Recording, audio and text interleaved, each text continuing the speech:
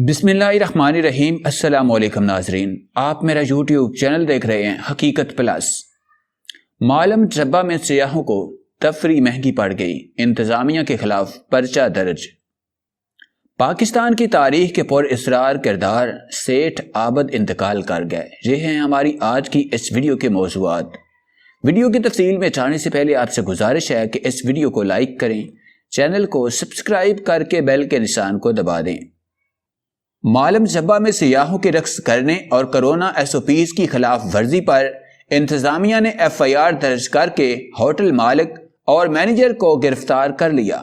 تفصیلات کے مطابق خیبر پختونخوا کے شہر سوات کے علاقے معلم جبہ میں مقامی مرد و خواتین سیاحوں جن کا تعلق پاکستان کی مختلف یونیورسٹیوں سے بتایا جا رہا ہے کی ڈانس پارٹی کی ویڈیو انٹرنیٹ پر وائرل ہوئی، جس میں مرد و خواتین نے ناچ گانے کرنے کے ساتھ ساتھ کرونا ایس او پیز کی کھلی خلاف ورزی کی۔ انٹرنیٹ پر وائرل ہونے والی اس ویڈیو میں دیکھا جا سکتا ہے کہ چند نوجوان لڑکے لڑکیاں جنہوں نے میوزک سسٹم نصب کر رکھا ہے ہوٹل کے باہر تفریح کر رہے ہیں۔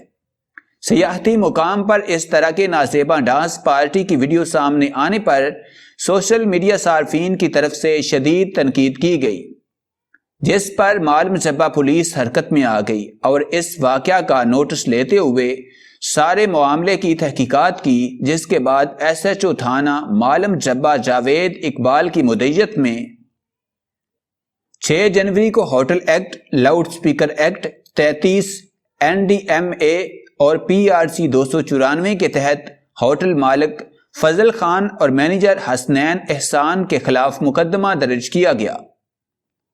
ملزمان کو حراست کے بعد سب ڈویژنل مجسٹریٹ کی عدالت میں پیش کیا گیا، جہاں ہوٹل مالک اور مینیجر کو عدالت کی طرف سے 40,000 روپے جرمانے کی ادائیگی کے بعد رہائی مل گئی ہے۔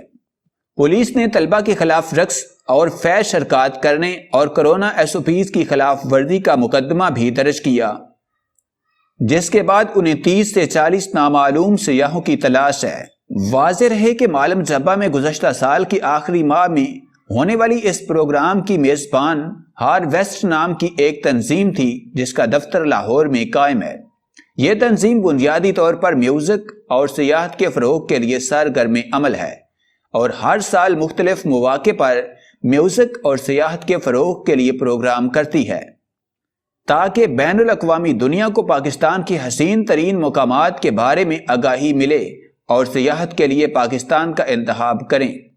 لہٰذا ہر سال کی طرح اس بار بھی اس تنظیم نے ایونٹ کا انتخاب کیا، جس میں مقامی موسیقار کے علاوہ پاکستان بھر کے تعلیمی اداروں کے نوجوان اور مختلف شعبہ جات سے تقریباً 80 شرکاء شریک ہوئے۔ یہ تنظیم اس سے قبل بھی وادی کاغان کے مقام شوگراں میں ایونٹ منعقد کر چکی ہے۔ پر اسرار تاجر سیٹھ عابد کلیل علالت کے بعد 85 برس کی عمر میں کراچی کے ایک ہسپتال میں انتقال کر گئے۔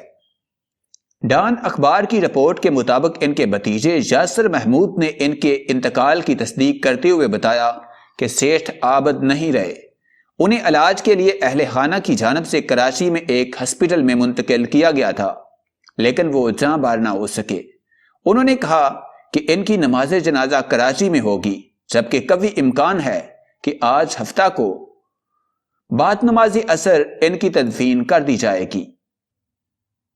لاہور اور کراچی میں مقیم سیٹھ عابد سے متعلق کہا جاتا ہے کہ وہ ملک کی 30 امیر ترین شخصیات میں شامل تھے۔ اس کے علاوہ وہ متعدد کاروبار کامیابی سے چلا رہے تھے۔